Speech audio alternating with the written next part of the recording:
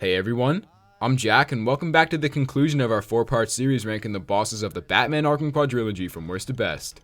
In today's video, we're going to take on Gotham at its finest and rank the bosses of Batman Arkham Knight based on quality. As the final entry of the series as we know it, Arkham Knight had on average the best bosses across the board. While there's no objectively great fights or one-of-a-kind standouts, basically every single boss excluding a select few are enjoyable and left a good mark with me. Not to mention, I think this is simply the best game in the series. Sure, there was Batmobile overkill and a plot so blatantly obvious I actually knew it before I knew the game existed, but Knight is still one of the greatest games of the previous generation and is an unbelievable experience each and every playthrough. Replaying it again for the third time in as many months was still just as exciting as the first, and once again the bosses were much better than I recalled. Lastly, I just want to list out every boss we are not including. Two-Face, he's a basic enemy. Christina Bell, same thing. The Militia Jeep, that is not a boss. Mad Hatter, just a fight with a couple thugs in a book. Man-Bat, you don't really do anything. Two-Face again, a counter doesn't count. Hush, a counter doesn't count. Deacon Blackfire, a counter doesn't count. And you are just a freak if you think the ending's a boss fight. Preface aside, let's get into the finale of the Arkham rankings. You're finished, and Gotham's finished too. I despise the Cobra Tank, but a Cobra Tank boss? Yeah, considering I 240% of the game a while ago, I knew coming in this was going to be the worst, but my god, the Cobras are so painfully overpowered. They're perfect. They take a single second to zone in, kill you in 2 hits, stay compact, and more than anything require luck. Now dump off 6 of them in a bridged off island and oh, by the way, let's add a boss based around the same mechanics. The Cloudburst tank has 4 cool events in comparison to the Cobra's 1, but it's the same thing. Each are taken out in close quarters and require a couple seconds of staying locked on. The main difference is that the Cloudburst has a 360-degree rotating visual field, so you need to time it right. And this is where the luck factor plays in. Since the fight takes place on Bleak, nearly half the map is one-way streets or town squares, meaning more likely than not, it's impossible to get an angle to shoot. That also means he can turn any which way he chooses, and if luck isn't on your side, he will spot you, causing a Cloudburst overcharge. These also occur each time you break a vent, and what happens is basically a mad dash for life that lasts about 25 to 30 seconds the first time, and by the third, probably closer to a minute, with random blasts, bombs, and balls of shit that come flying at you while you try and find cover. The camera angle also switches to this awful point of view that makes it really hard to drift into tight spaces and come out unscathed. After you repeat the process 4 times, the actual Cloudburst bomb comes out like a dog's red rocket, and it sits there vulnerable. I can't really think of a comparison, which is a plus, but as all bad bosses are, it's lazy. He haphazardly fires single rockets at you while you just go to town on that thing until his health bar goes blank. In retrospect, you don't understand how crazy frustrating this thing is until you've experienced it firsthand, but if you have fought it and overcame it, be happy that you did, as this is undeniably the worst boss in the series. It's been a long rivalry, Bat, but this is the only way it could end. This is the most insulting a boss can be, but at least it's not Batmobile stealth. That thing is a whole new level of bullshit design, but yeah, I did not want to greet the climax of 14 bombs, 21 militia watchtowers, 20 militia checkpoints, 9 APCs, and special shout out to those bombs, what a pain in the ass. But yeah, I did not do 4 side missions all spanning hours of game to do, only to fight a lazy rehash of the worst boss in the series. For starters, this was forced in. The militia went through like 4 liters in 25 minutes and Deathstroke was Plan Z. The guy literally had to give me an in-depth explanation as to why he was even here. The night's gone, Slade. You're a merc without a job. Not exactly. I took payment in advance on this one, and that makes me professionally obliged to finish this. Yeah, cue cover-up. Story cop-outs don't work on bad bosses. Which forces me to say, why this isn't a physical fight makes 0 sense. It's even worse considering the tank itself's a damage sponge. It's only difficult because it's got a squadron of Cobras as backup. And once you take out said group of tanks, it's a game of who can out DPS the other. But the issue is Deathstroke's tank is weak all around and its only defense comes in a random mesh of bullets, bombs, and missiles that are generally easy to dodge. And the final nail in the coffin, the irony of a hand-to-hand combat cutscene just makes it that much worse. But I have to say, it wasn't the Cloudburst all over again. So no matter how terrible it is, it rightfully deserves a higher spot. End of the line, Quinn. If there was a pinwheel of Arkham, this is it. Nightwing is the laziest designed, and in turn easiest boss in the entirety of this IP.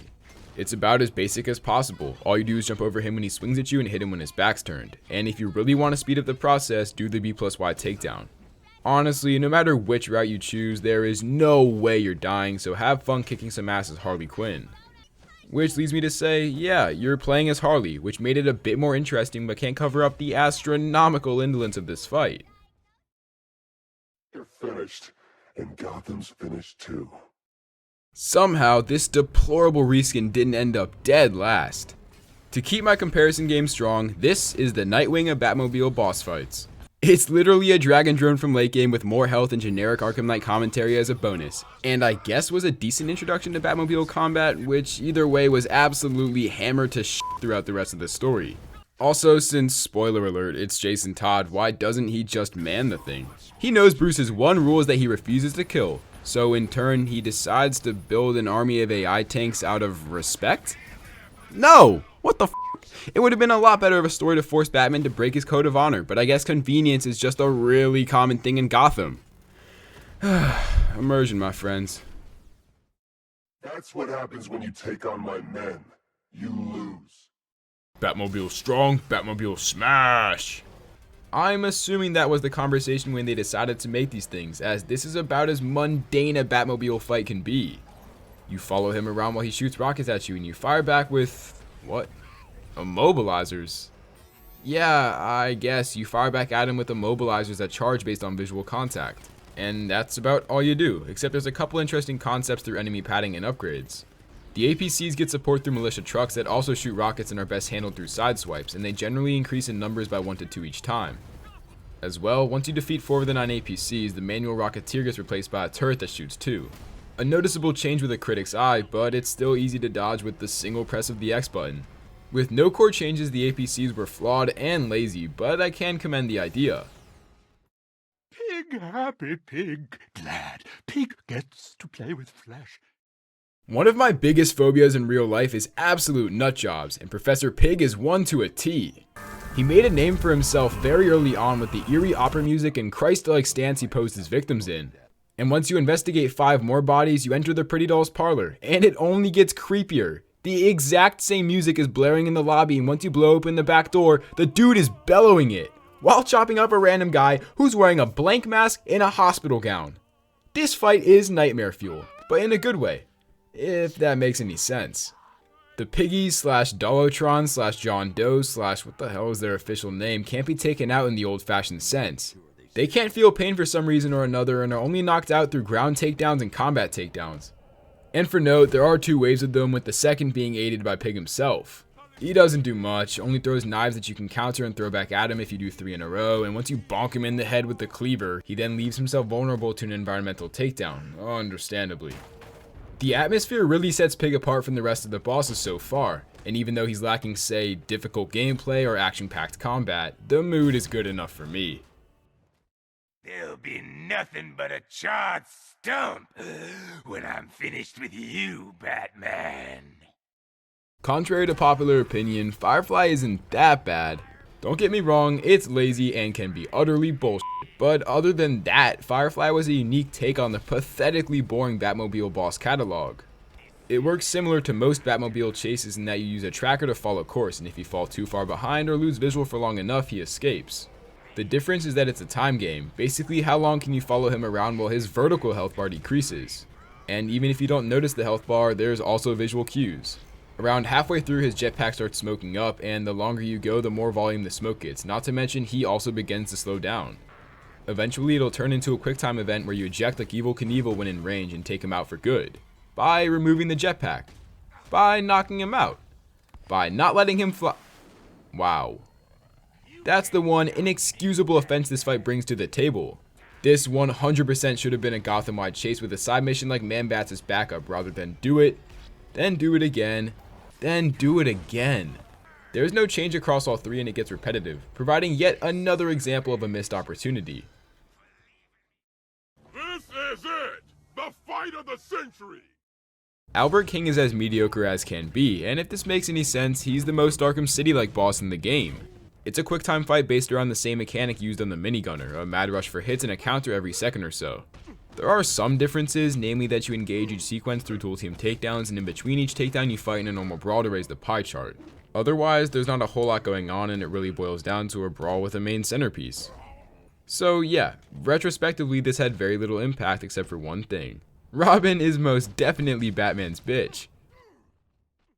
I hope you suffer, Batman. I don't have a lot to say here. Killer Croc shares the exact same mechanics as Albert King, but has a more emotionally intriguing backstory and looks a lot cooler, hence why he gets the higher spot. And I guess they get handled differently, if that counts. Whatever. And oh, one more thing, Croc has my favorite Easter egg in the game. In the Iceberg Lounge AR challenge, if you rack up a 450 plus combo and hit 1,050,000 points, you can actually fight him. And if you beat him, you get the achievement Requiem for a Killer. That's got a .08 completion on Xbox, second in my trophy cabinet, only to my 6-second god run of Pecking Express. What can I say? Some things remain unbeatable. Your death was inevitable, I'm afraid. A statistical certainty. The Riddler. I am forever grateful to see this coping loser finally get the justice he deserves after 4 games of endless pain and suffering. It's once again a two-way bout except with Catwoman, and the low-key gender and articulate way this fight works is Riddler bots. As I just said, they're split by gender, with pink-bodied ones only hittable by Catwoman, vice versa for blue with Batman, and if you try to hit the opposite, you get shocked with a blast of gender role realization. Once you take out the batch of bots, Riddler pumps the ground with a metal arm? Yeah, I don't know, you just walk up to him and press X, and once again the mech is unhittable by the opposite gender, which can cause confusion, but look at the front window if you're unclear. As so far the only true battle with Riddler to date, it was a top moment for me to finally get my hands on him and interactively beat the snot out of him. I've collected a total of 2,246 Riddler trophies, so believe me, he had it coming, but it gets an underwhelming ranking as it's held back by limited mechanics and weak intensity. Say goodnight, folks. Take me My goodness, Mark Hamill is talented, and his number made this really enjoyable. It took off the vigor of defusing bombs and removing a suicide vest from a deranged maniac, and it was also just a catchy tune. Johnny Charisma, Gold Buzzer's singer and apparently aware that Bruce's Batman sits center stage with you while it rotates around. Like I said earlier, he's got on a bomb vest and threatens that it may just explode, and he sticks to his word. It does explode if he catches you. You, as in Robin. While playing as the Boy Wonder, you defuse the 5 bombs around the room from a really unique stage POV shot and utilize the natural protection that is the bombs to hide from Charisma's gaze. The stage spins in a clockwise rotation, meaning his cone of view is constantly changing, so be warned it does require some adaptation. And finally, once you neutralize the bombs, you go on stage and toy around with the incendiary to take them out. While there's not much in the way of fight, this was pure entertainment and quite an amusing moment that delivered, a rare one at that in an excessively intense environment. This makes us even, Bruce. Villain questioning lunatic Jason Todd is a weird one. Not in the sense that he's going from ArkhamKnight to Red Hood to Jason, back to Red Hood, back to Jason, and finally back to Red Hood. Rather, he doesn't excel in any particular field, but also does nothing wrong. It's a Predator fight spread out in 4 unique combat scenarios. Think of it as 4 back-to-back Occupy Gotham towers just in one room and separated by section. Jason chills at the back of each one with his Nerf long strike and shifts his aim in a pattern depending on the surrounding area. If you get caught, you die in 1 bullet, but he's also dealing with a terrible case of short-sightedness, so it all comes down to timing. Of course, this is all after you take out the random assortment of enemies he put together as last defense. Each phase has got a pack of 7 to 8 enemies you can take out normally or stealthily, but it doesn't really matter as Jason only scopes within his room. Do note he also has a drone that can change his pattern if it spots you, but it's also a drone, so just remote hack it. Or disrupt it, or do nothing for that matter, just avoid its foot-by-foot lane of sight. And finally, once you get past Jason's scope and all the other stuff, you take him out from the vantage point he sits on and narrowly escape the room with 27 seconds remaining. Do that 3 times over, you win. Looking back, I think this could have been the best boss in the game if the story didn't spoil itself in the opening 30 minutes, but yeah, emotionally this had no drag and it kind of felt like a waste of time because you knew what was going to happen. He's going to change his mind and save Batman and... well, you probably know the story, so I'm just gonna move on. Do me a favor and die already. I got a business to run. This is the most shameless underuse of a character in anything. Black Mask was a riddle in City, Joker's bitch in Origins, and had a 3-minute boss fight in Night in which he was killed off. This dude's one of the coolest villains in the Batman universe, and he now has a streak of being the butt of Arkham lore. I can't rant beyond story usage, however, because this fight was damn awesome. The fight utilized Red Hood's unique mechanics by forcing you to back off and make use of his dual pistols. In return, Sionis fires at you with his own piece, in which you counter by evading the bullets through timing, and in between the shots you fire back at him. Beyond that, there's the typical difficulty padding through extra enemies, but I do have to say he has an obnoxiously large health pool. Basic combat takedowns and beatdowns were doing jack shit damage, and shooting him only took away minor slivers of health.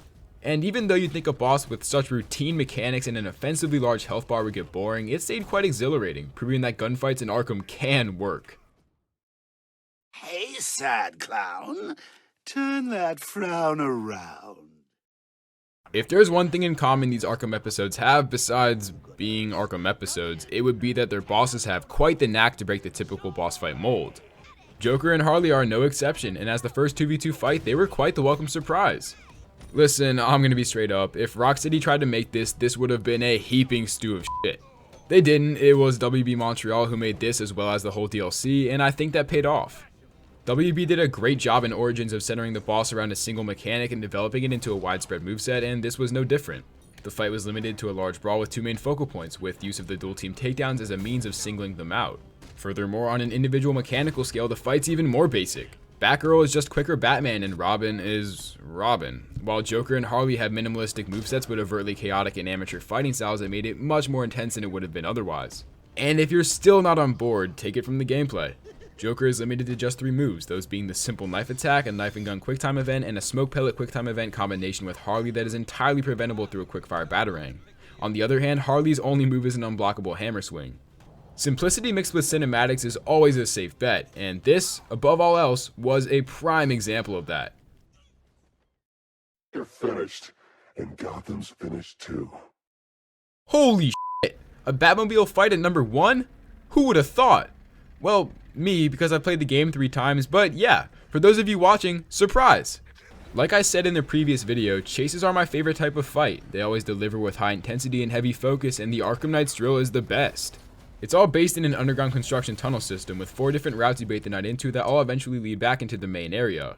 Each underpass is different, namely in length and obstacles, but all work the same in that they close off with motion triggered bombs that implode on the drill, dealing 1/4 of his health. They rely on what I call the Hot Wheel mechanic, basically what allows you to stick to walls and make use of construction panels and fans that if hit bring you to a stop, which in turn makes you a sitting duck and forces you to restart from the beginning of the section. Yeah, if you don't know, this thing one-shots and is extremely fast, so what I always do is stay right next to the entrance of a shaft and bait him into following me by shooting him straight up. Shots do no damage, but they alert him to your position and give a bit of a head start, and at least for me make the chase a lot less stressful. And once you finish him off, you get cornered, and oh my god, words are unnecessary. Hey yo, okay, well, no. As quick and flowing as the car combat is, as shown off by this dumb fucking Batmobile right here, the ArkhamKnight's drill took it to a whole new level, whether it be through speed, ferocity, quality, you name it. As the second to last boss of the entire series chronologically, it's always a bittersweet feeling once you defeat it. But as the best boss in the game, it'll forever be a joy to take on, no matter what. Thank you all so much for tuning back in for the conclusion of our Arkham Boss Ranking series. What a wild ride it's been, and this is just the first rodeo. Make sure to check back in next week for our tier list of the Arkham Knight side missions, and as always, remember to like and subscribe if you haven't. And with that, deuces.